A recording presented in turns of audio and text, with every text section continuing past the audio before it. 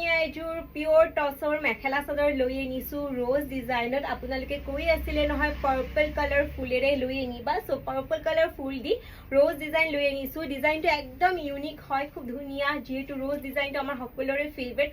খুব ধুনীয়া পিওৰ টসৰ এযোৰ মেখেলা চাদৰ লৈ আনিছো। গোটেই গাত এনেকৈ এটা এটা ৰ'জ থাকিব, খুব সুন্দৰ হয় কাপোৰযোৰ। ৰেডি কৰি পিন্ধাৰ পিছত আৰু ভাল লাগিব। মই লৈ দেখাই দিছো, কাপোৰযোৰ একদম সফ্ট হ'ব, এনেকা নহয় যে পুৰা মানে খমখমীয়া হয়, তেনেকুৱা টস নহয়, খুব গৰ্জিয়াছ হ'ব কাপোৰযোৰ।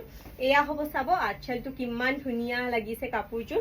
আৰু এইকেইটা হ'ব সাইড পাৰি, আপোনালোকৰ সাইড পাৰি কেইটাটো সিলভাৰ আৰু পাৰ্পল কালাৰ দি আমি কামখিনি কৰি দিছো। ৰেডি কৰি উঠোৱাৰ পিছত কাপোৰযোৰ আৰু ধুনীয়া লাগিব।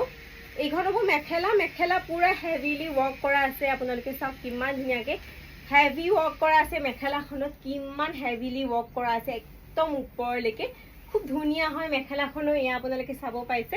আৰু এয়া হ'ব ব্লাউজ পিচ। চ' ল'বলৈ হ'লে আপোনালোকে লেট একেবাৰে নকৰিব। আৰু এতিয়াই ইমান ধুনীয়া পিয়ৰ টচৰ মেখেলা চাদৰযোৰ